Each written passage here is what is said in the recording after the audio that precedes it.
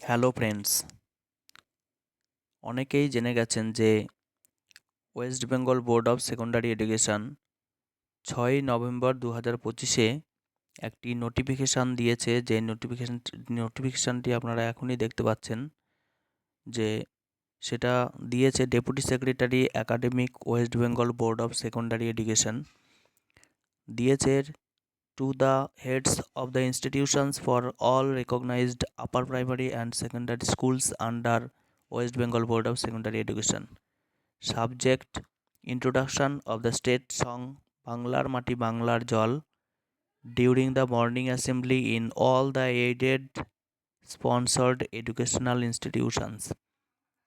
অর্থাৎ পশ্চিমবঙ্গের যে রাজ্য সঙ্গীতটি 2023 সালে গ্রহণ করা হয়েছিল রাজ্য সরকারের তরফ থেকে, সেই রাজ্য সঙ্গীতটি এতদিনে একটা বিশেষ মর্যাদা পেতে চলেছে।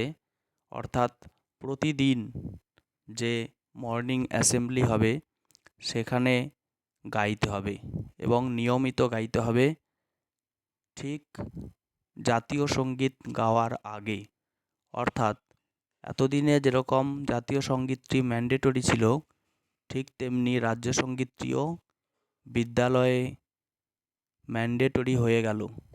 এর আগে হয়তো অনেকে অপশনাল হিসেবে বিভিন্ন ধরনের প্রার্থনা করে থাকতেন, কেউ কেউ হয়তো এই গানটিকেও করতেন বা গাইতেন, কিন্তু আজ থেকে এই রাজ্য সঙ্গীতটিকেই গাইতে হবে জাতীয় সঙ্গীতের আগে।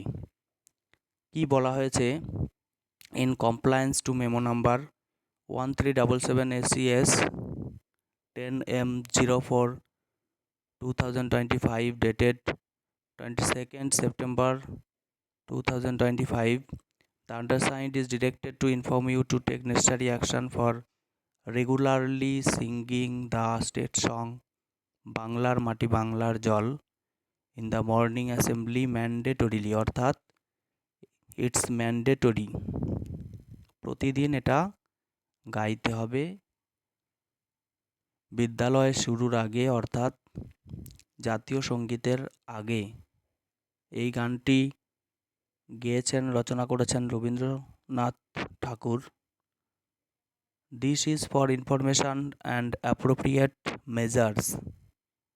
তো কপি ফরওয়ার্ড করেছে অনেককে, কিন্তু এটা করতে হবে প্রত্যেকটা বিদ্যালয়ে। নমস্কার।